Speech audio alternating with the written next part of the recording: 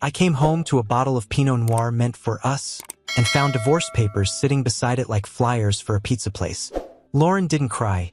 She just watched her phone light up with a man's name that wasn't mine and spoke like the decision had been made months ago. My name is Ethan Brooks. I'm not the loud type. I build things, fix things, carry weight without announcing it.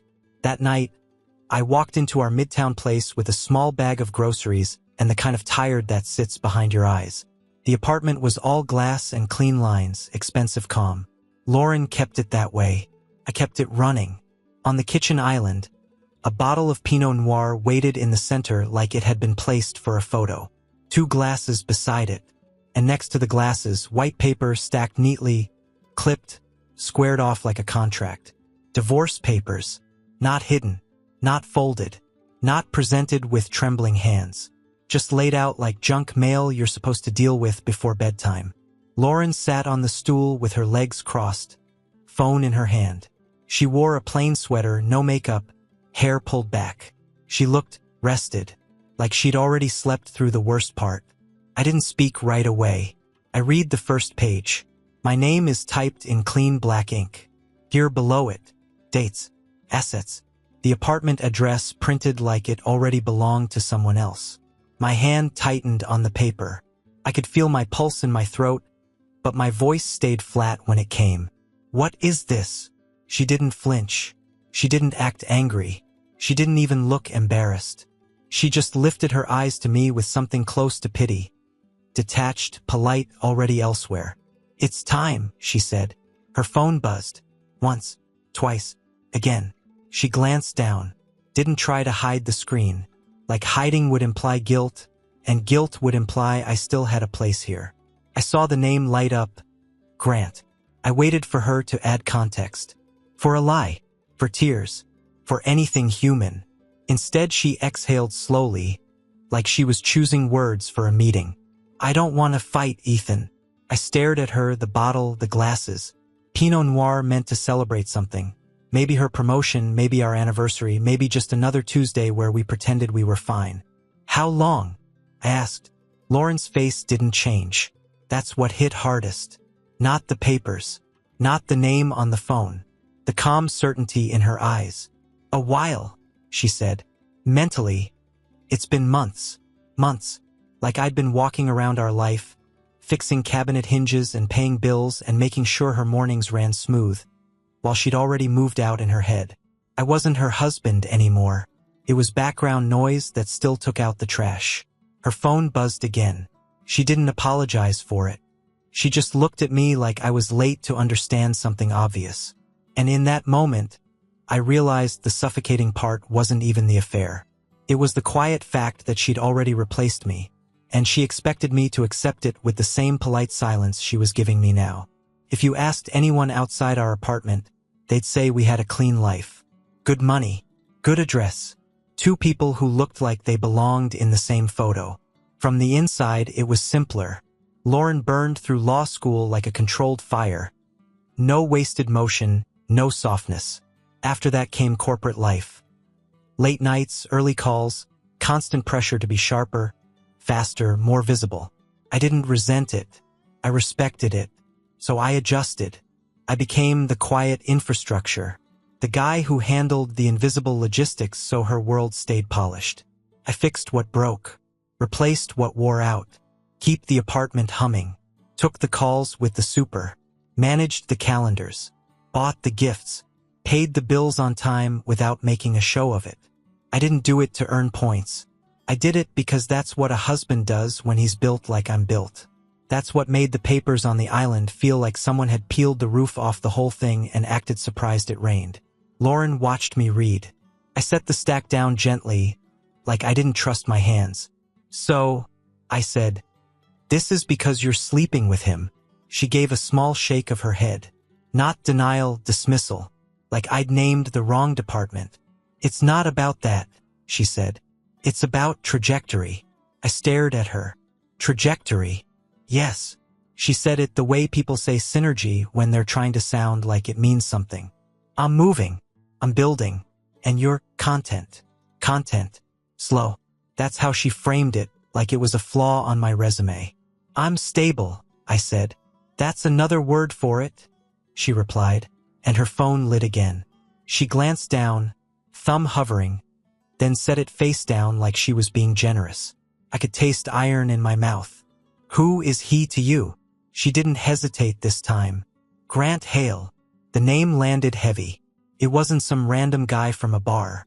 It sounded like a man who owned cufflinks with his initials engraved. A man who smiled with teeth and thought it counted as warmth. He understands ambition, she continued. He's in the same world. He gets what it costs. And I don't. Lauren leaned forward slightly, elbows near the island, voice calm and precise. You built a life around maintenance, Ethan. Fixing, managing, keeping things quiet. That's not bad. It's just not where I'm going. There it was. Not rage. Not pain. A verdict. I felt something rise in my chest. Anger, yeah, but cleaner than anger. More like a hardening. Like a wet concrete setting. And these papers, I said, tapping the stack once. You just decided. Alone. I didn't decide alone, she said. And for the first time I heard the edge. I tried to talk to you, but you always made it heavy. Like feelings were the whole point. They're not. I let out a short breath through my nose. So what's the point? The future, she said. And you're not in it. Her phone buzzed again. This time she picked it up, read something, and her mouth tightened.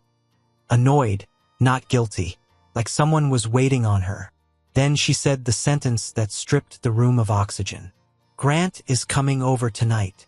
I didn't move. Tonight. Yes, she said. Like she was scheduling a delivery window. It'll be less awkward if you're not here. I looked at the Pinot. 2 glasses. Like she'd actually considered celebrating this, her freedom, her upgrade, whatever she called it. My throat felt tight, but my voice stayed controlled. So you want me to leave my home so your boyfriend can come over? He's not my boyfriend, she said automatically, then paused like the label didn't matter. Just, please don't make a scene. There it was again, please. Not for my heart. For her optics. I stood there in our glassy kitchen. Divorce papers on the island, Pinot meant for us, and my wife speaking to me like an obstacle she needed to move before her evening started. And I realized something simple and brutal. She didn't just want out of the marriage. She wanted me gone in a way that made her feel clean. I expected a fight to show up somewhere. A crack in her voice. A tremor in her hands. Something that proved this cost her anything. But Lauren didn't operate on emotion. She operated on policy. She slid a second packet across the island like it was part of the same transaction. Not divorce logistics. I spoke with someone, she said, about the transition. I haven't touched it yet. I watched her face instead. Calm. Professional. Eyes dry. Transition, I repeated. You'll have 2 weeks, she said, to find a place. 2 weeks. Like I was a tenant whose lease got terminated. Like the years I'd put into that apartment, into her, didn't count as ownership of anything. You're kicking me out, I said. I'm not kicking you out, she corrected, tone smooth. I'm giving you time, and I'll cover a hotel if you need it. Reimbursement, like work travel. That was the specific cruelty. Not rage, not insults. A clean structure that turned me into a line item. I finally looked down at the packet. It was typed, organized, bullet-pointed. Temporary housing options. A list of items to retrieve. A section about not contacting her workplace. A suggestion written like a courtesy that I keep things private. Then she said it soft and careful, like she was doing me a favor. Please don't make a scene, Ethan. Scene. As if I was the kind of man who threw plates. As if my pain would be an embarrassment she'd have to manage. For a moment I felt the urge, pure, hot, just to break something. To let the anger flood out and stain her clean little narrative. To force her to feel anything. But I didn't. I stood there and let the anger turn inward, where it belonged. Not as self-hate, as a structure, as for clarity. Because the truth was ugly and simple. If I begged, she'd file it under proof I was content and weak. If I screamed, she'd call me unstable. Either way, she'd walk away clean. She wanted a villain to justify her, or a loser to pity. I gave her neither. I set the packet down. Neat, like I respected the paper more than the person who put it there. 2 weeks, I said. Lauren nodded once, relieved, like my compliance made her choice feel moral. Her phone buzzed again, and she checked it without thinking. Grant. Always Grant. That name had already moved into the space I used to occupy. I looked around the apartment. Our furniture, our photos, the quiet routines I'd maintained so her life stayed sharp. And I understood the real lesson. Being married doesn't protect you from being replaced. It just gives the replacement better access to your house. I picked up the divorce papers, not to read them again, just to feel their weight. Then I put them back down, exactly where she'd placed them, and said the only thing that mattered. Okay. I didn't argue, didn't pace, didn't ask where I was supposed to go. I just turned and walked down the hall like the floor still belonged to me. Our bedroom was all clean surfaces and neutral colors. Lauren liked anything that looked expensive and felt temporary. I opened the closet and stared at rows of suits, hers and mine, lined up like we were still a unit. I grabbed a duffel from the top shelf. Not a suitcase. A duffel says you're leaving for real. It says you don't expect to be welcomed back. I packed fast. Not everything, just essentials. Jeans, 2 shirts, socks, a hoodie, toiletries, my work laptop, a folder with my personal documents from the desk drawer she never touched because it wasn't aesthetic. I left the rest. The watch she bought me because it looked good in photos. The jackets, the furniture I'd assembled, the tools, the version of me she tried to smooth into a shape that fit her world. I zipped the bag and paused at the dresser. My wedding ring sat heavy on my hand. Simple band, no flash, just a circle that meant I'm in this. Out in the kitchen, Lauren was still on the stool, her phone in her hand now, thumb moving. She looked up when I came back, and for a second I saw expectation. Not love. Expectation. Like she was waiting for the part where I demanded answers, where I tried to negotiate. I asked what I could do to fix it. I walked to the island. The papers were still there. Pinot still unopened. 2 glasses are still clean. I slid my ring off. Took a small tug. My finger was a little swollen. When it came free, it left a pale line of skin like a ghost mark. I placed it on the quartz beside the divorce papers. It didn't thunk. Clinked. A small, sharp sound that cut clean through the quiet. Lauren's eyes dropped to it. Her face finally shifted just a fraction. Unsettled. Like she'd expected drama and got something colder. "You're just leaving?" she asked. I kept my voice level. "You told me to." "That's not what I meant," she said quickly. And there it was. The first crack. Not sadness. Alarm. Because my obedience wasn't the kind she could control. "You can take more time," she added. "We can." "No," I said. One word. No heat. No insult. Just a closed door. She blinked, like she couldn't find the right strategy. Because pity didn't work if I didn't reach for it. Anger didn't work if I didn't fight. I picked up the duffel and walked to the door. Lauren stood up behind me. "Ethan." I didn't turn around. That's the thing about closure. People who do the damage always want the last word.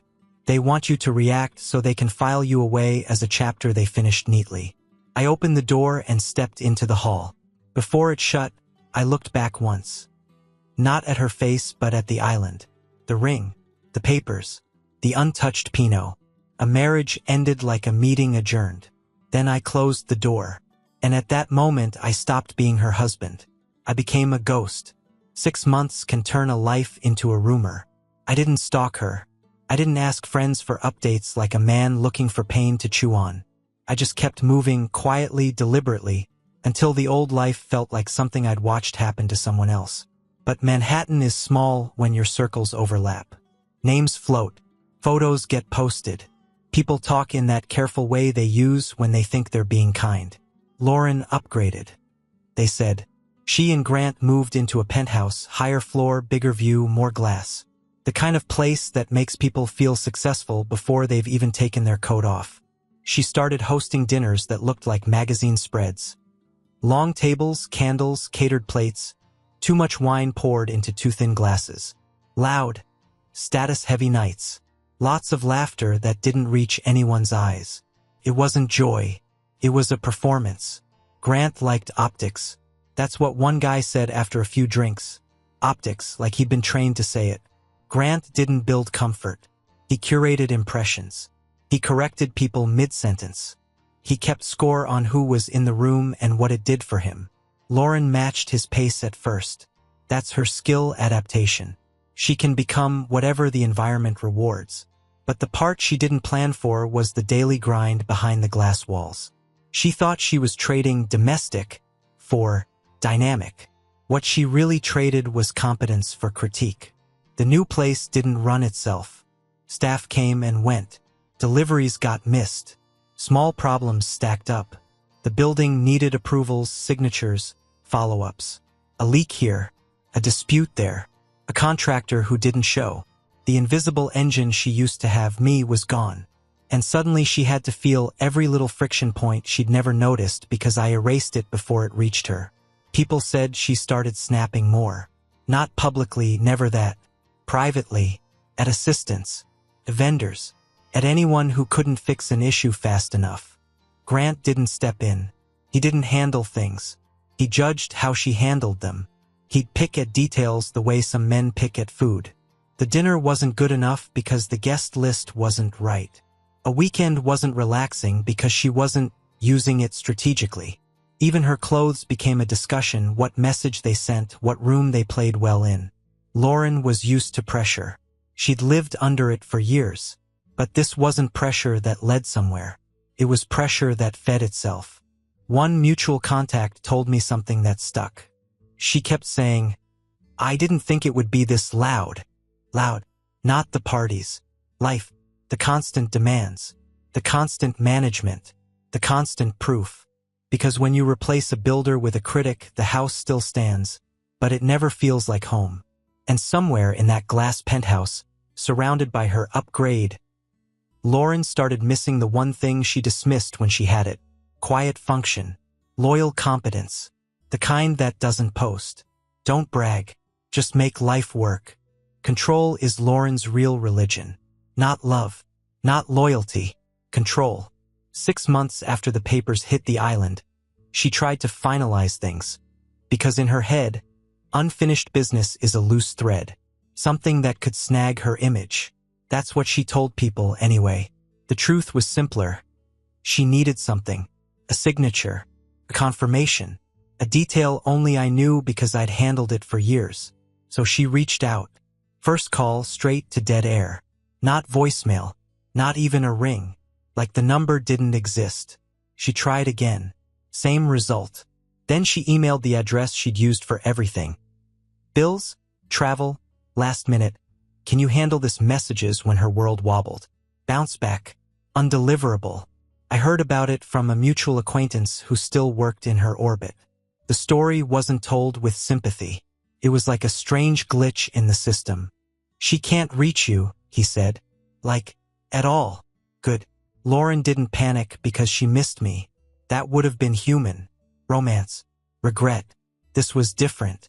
This was her realizing she didn't have access anymore. No number to pull when she needed a quick fix. No inbox to drop a task into. No man on standby to silently solve what she didn't want to touch. She checked with the building. I'd removed myself from the records.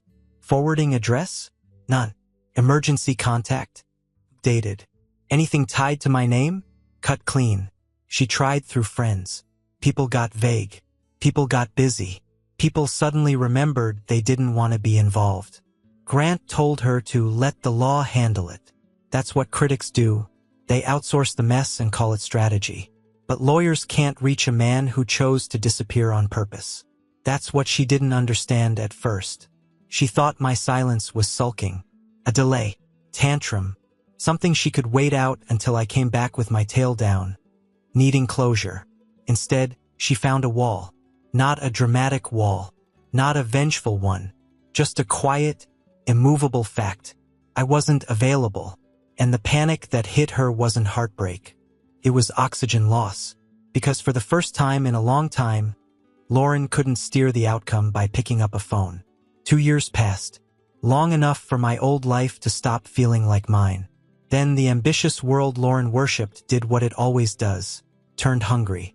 It started as whispers, compliance audits, internal reviews, concerns that were really accusations with better manners. Then it turned into something louder, an investigation that pulled at the seams of Grant's world. Financial irregularities, vendor relationships that didn't look clean under fluorescent light, board members asking questions they already knew the answers to.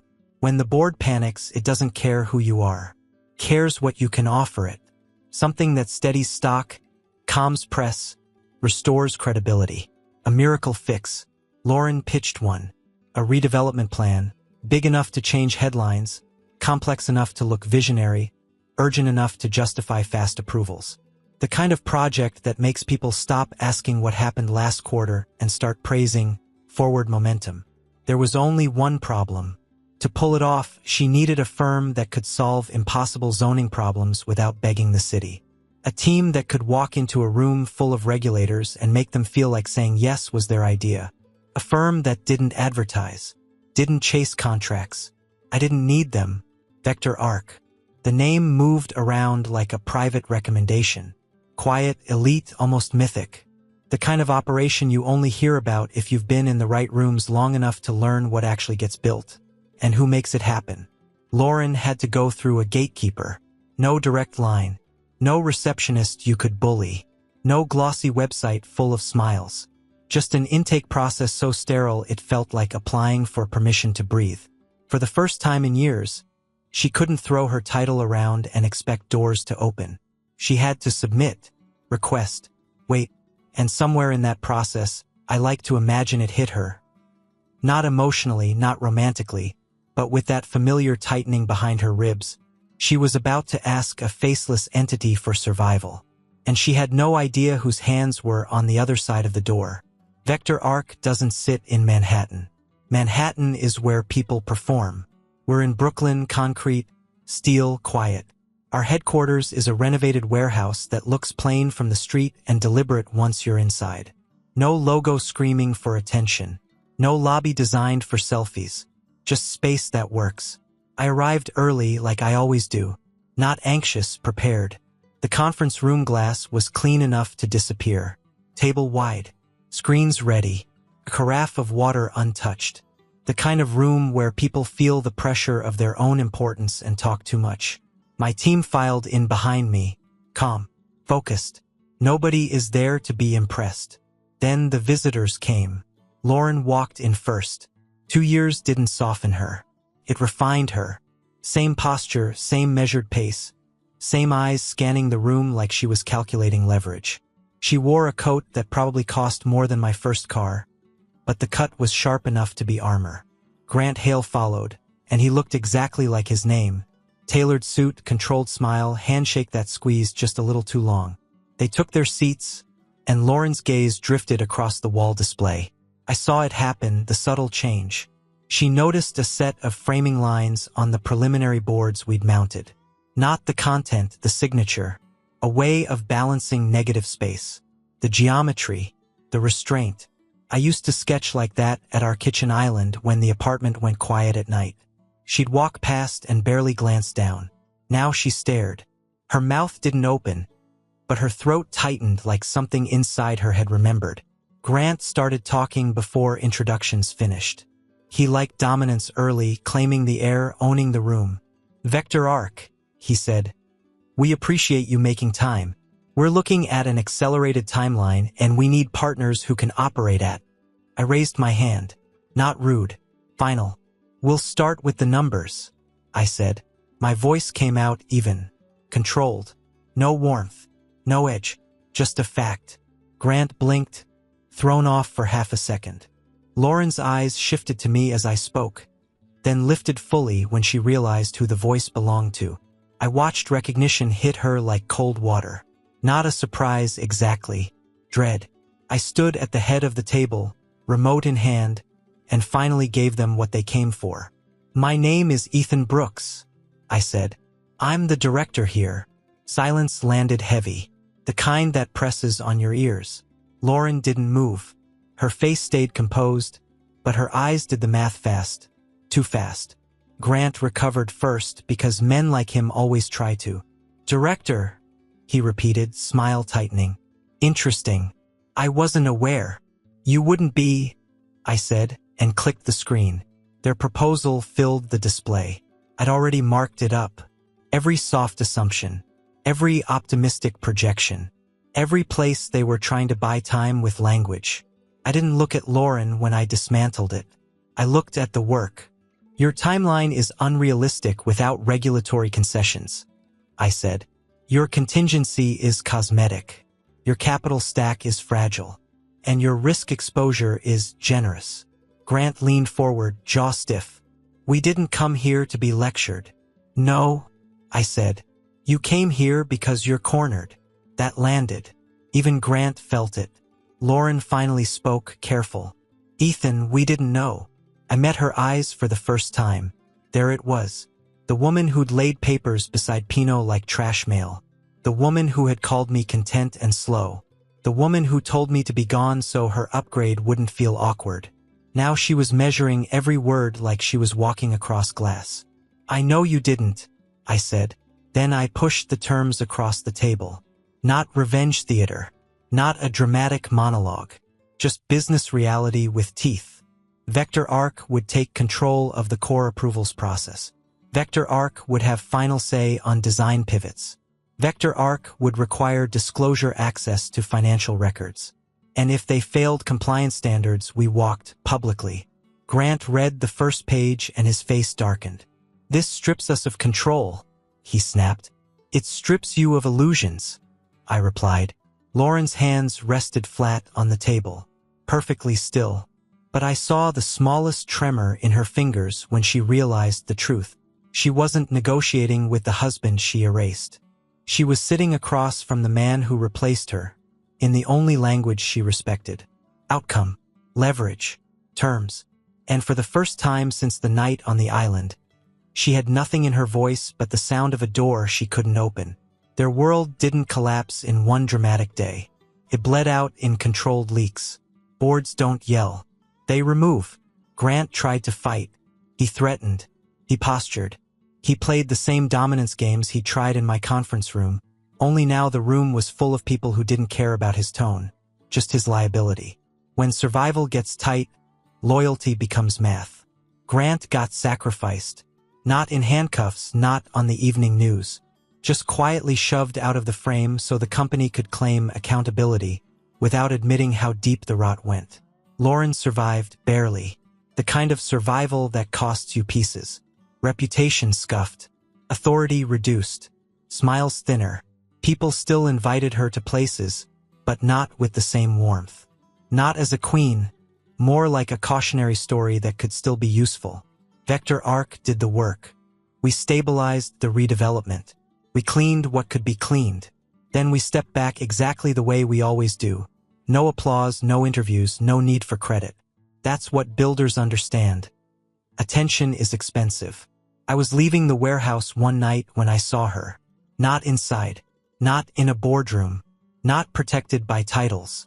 Outside, under a street lamp that made the wet pavement shine like dull metal. Lauren stood near the curb, coat buttoned, hair pulled back, face set like she'd rehearsed what to say. But there was a tightness around her mouth that didn't belong to rehearsal. She'd been waiting. I didn't stop because she asked. I stopped because I decided to. Her voice came out controlled, but thinner than I remembered. "Ethan." I looked at her the way you look at an old address, recognition without attachment. "I need to talk," she said. "You're talking," I replied. She swallowed. Then the mask shifted into something more desperate. Still restrained, but real enough to show cracks. "They're turning on me," she said. "I did what I had to do. I'm trying to fix it. She exhaled sharply. "I need protection, support, something to steady this."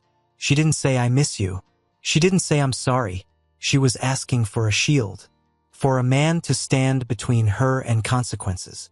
She stepped closer, just a fraction, like proximity could summon the old version of me. What we were. Cut it clean. Not cruel. Accurate. The husband you're looking for is gone, I said. Her eyes flashed, hurt mixing with frustration. So that's it? After everything. After everything, I repeated and nodded once. Yes. Lauren's voice tightened. You're really going to let me drown? I didn't raise my voice. I didn't smirk. I didn't lecture. I'm not hunting you, I said. But I'm not shielding you either. She stared at me like she was trying to provoke something. Anger, hate, anything with heat in it. Because hate would mean connection. It would mean I still cared enough to be pulled into her gravity. But what she'd earned wasn't hate. It was absence. I adjusted my jacket, looked past her to the dark street, and felt nothing. No thrill, no vengeance rush, no satisfaction that needed an audience. Just finality. Lauren's voice softened into a last attempt. Ethan, please. I held her gaze for a beat, long enough to make sure she understood the truth. Then I stepped around her. As I walked away, I didn't look back. Under that street lamp, she stayed standing, alone, quiet, learning the real ending. Indifference. Because hate would have meant she still mattered. And she didn't. Subscribe and stay one step ahead of cheaters. And trust me, the next story makes this one look like a fairy tale.